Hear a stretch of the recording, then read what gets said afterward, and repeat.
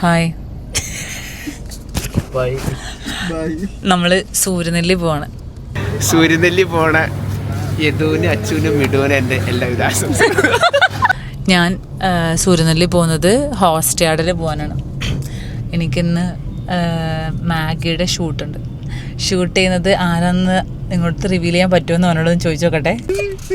ഇതാണ് എൻ്റെ കോളേജ്. അമ്മേ അടുത്ത് കറക്റ്റ് ഇനിയിപ്പോ കഥയായി, കഥാപ്രസംഗമായി. ഞാൻ നിർത്തി. Okay, thank you. ഇവിടെ ലൈറ്റ് ഒന്നും ഇല്ലേ വണ്ടിക്ക്? ബാഡ് വണ്ടി. നിനക്ക് സൗണ്ട് ഇല്ലാതെ നന്നായി. സൗണ്ടും കൂടി ഉണ്ടെങ്കിൽ നീ ഭൂമി വെച്ചക്കട്ടിയില്ലട്ടെ. ഇത് എത്ര ചാവുന്നു.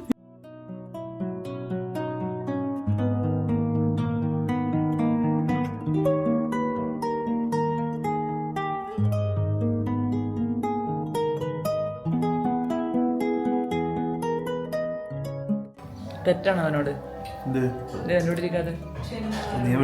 ഞാനെവിടെ ഇരിക്കുന്നു? ലിയോ,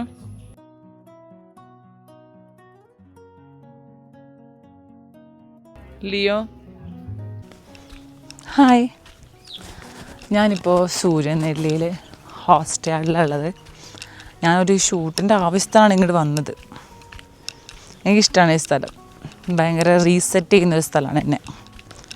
കുറച്ച് സമയം നമ്മൾക്ക് ഒറ്റയ്ക്കുള്ള വൈബും കിട്ടും, ആൾക്കാരെ കൂടി ഇരിക്കുന്ന വൈബും കിട്ടും. അങ്ങനെ സ്ക്രിപ്റ്റ് ലോക്ക് ആവാത്തതുകൊണ്ട് I'm still waiting for the confirmation. അവിടെ നമ്മളിങ്ങനെ നടക്കണം.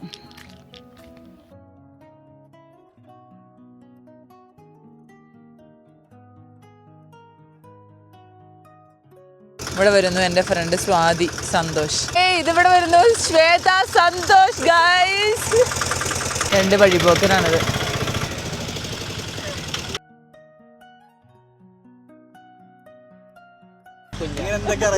ഓട്ടോക്ക് എത്ര? 200 രൂപ.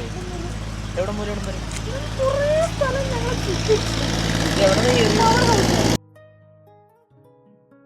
ഇന്നലെ വൈകിട്ട് നിങ്ങൾ എപ്പോൾ എത്തി? 11:30. എനിക്ക് ഏറ്റവും ഇഷ്ടപ്പെട്ട സ്ഥലം ഇവിടെ ഇതാണ്. ഇങ്ങനെ ഇവിടെ നിന്നിട്ട് ഫോട്ടോ എടുത്തോ.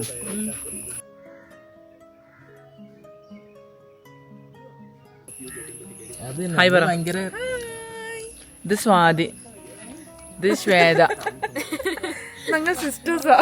ഞങ്ങളെല്ലാം സിസ്റ്റേഴ്സാ. ഒരാളെ സിസ്റ്റേഴ്സാ.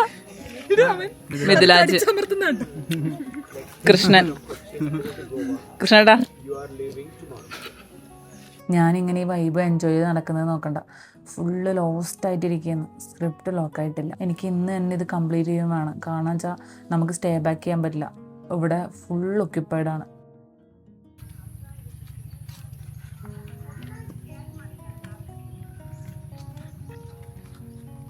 പിന്നെ എല്ലാവർക്കും നെക്സ്റ്റ് ഡേ വർക്ക് ഉണ്ട്. അപ്പം എല്ലാവരും ഇങ്ങനെ തലയിൽ കിളി പോയിട്ട് നടക്കുകയെന്ന്. ഇവനൊക്കെ കണ്ട എന്താ ചെയ്യേണ്ടെന്നിട്ടാണ് ഇങ്ങനെ നടക്കുകയെന്ന് അതിൽ കൂടെ. എനിക്കാണെങ്കിൽ ഒരു കാര്യവും ഡിസിഷൻ എടുക്കാൻ പറ്റുന്നില്ല. എനിക്ക് നെക്സ്റ്റ് ഡേ ഹൈദരാബാദ് പോകണം. അതെന്താവും അറിയില്ല. ഞാനും കുറച്ച് ആൾക്കാരും ഞാനാണ് ഇനി പറയേണ്ടത് ഇവരോട് അടുത്ത് എന്താ ചെയ്യേണ്ടതെന്ന്. ഞാനിങ്ങനെ കണ്ട വെറുതെ അങ്ങോട്ടും ഇങ്ങോട്ടും ചിരിച്ച് തല നിറച്ച് ടെൻഷനായിട്ട് ആരൊക്കെ വിളിക്കാനൊക്കെ നോക്കുകയാണ് ഞാൻ. എന്താ ചെയ്യേണ്ടത് എമർജൻസി ആയിട്ട്. ഈ ചേച്ചിയുടെ അവസ്ഥയാണ് എനിക്ക്. തല നിറയെ ഭാരമാണ്.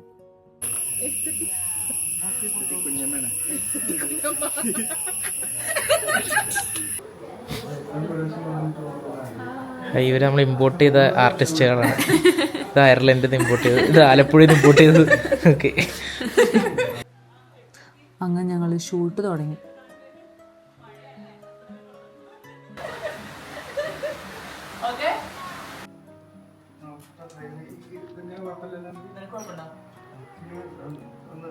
ഞാൻ ഒരു ഫ്രെയിം എടുക്കാം, എന്നിട്ട് നീ നോക്കണം.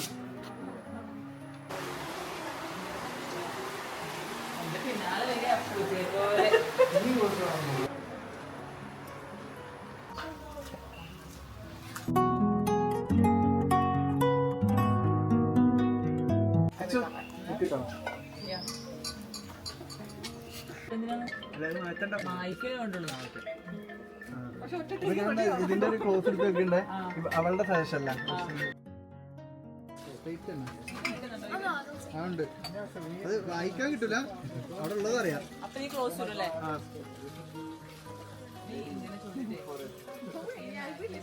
അച്ഛൻ അവിടെ നിൽക്കോ?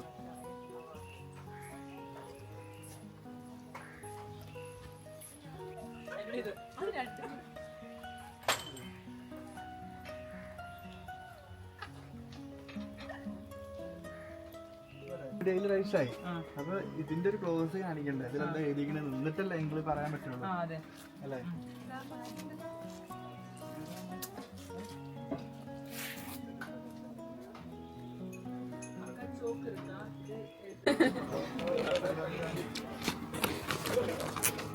അച്ഛനെ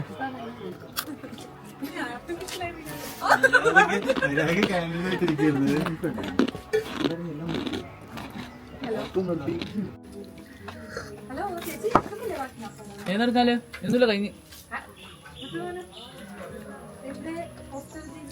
ആ അയ്യോ അങ്ങനെ എല്ലാരും നോക്കല്ലേ ദയവ്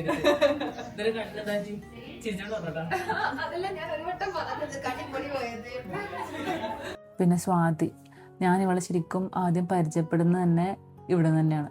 പിന്നെ ശ്വേതനെ ഇപ്പോൾ ഇവിടെ തന്നെ പരിചയപ്പെട്ടു. നമ്മൾ ആദ്യം കാണുമ്പോൾ സ്വാതി എന്നോട് വന്നിട്ട് ചോദിച്ചു, നിന്നെ ഞാൻ എവിടെയോ കണ്ടിട്ടുണ്ടെന്ന് പറഞ്ഞു. അപ്പം നമ്മൾ ക്യാമ്പ് ഫയറിൻ്റെ മുന്നിൻ്റെ മറ്റായിരുന്നു തോന്നുന്നു.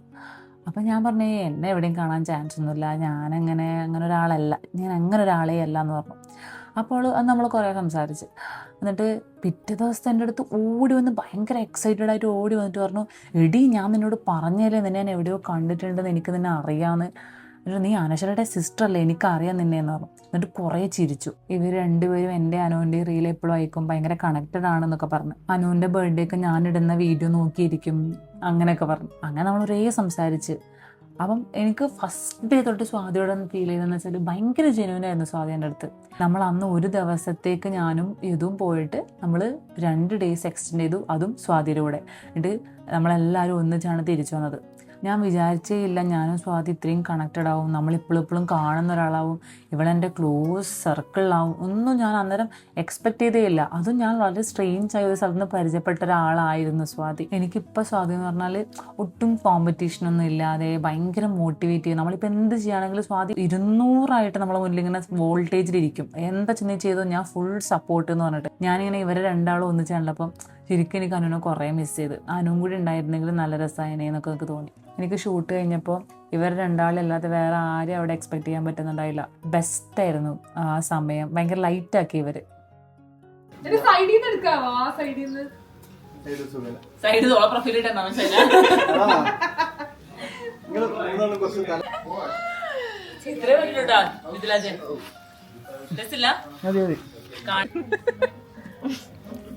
പെർഫ്യൂം വന്നു ഗൈസ്.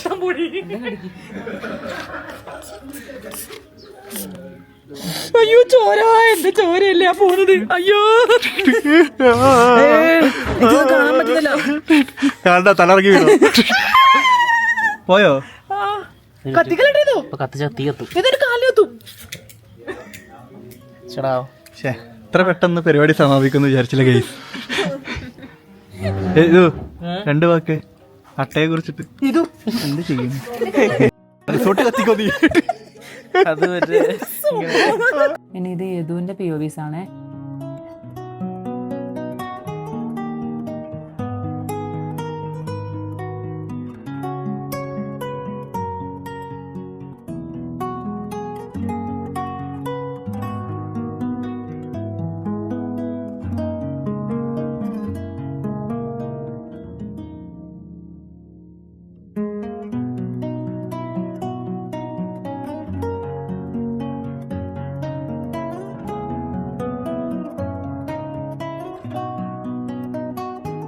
ഷൂട്ട് ഒരു 1.5 മണിക്കൂറിൽ തീർന്നു. അങ്ങനെ ഞങ്ങൾ പാക്ക് ചെയ്ത് ഇറങ്ങി. പോകും മുന്നേ ഞാൻ നിങ്ങളെ ഒന്ന് കേൾപ്പിക്കാം.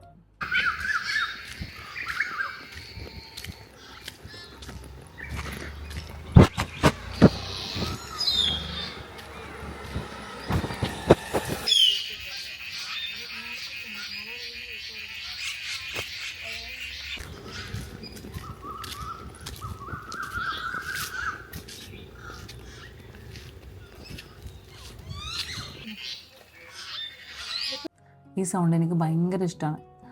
So after A slow stressful day we are going back.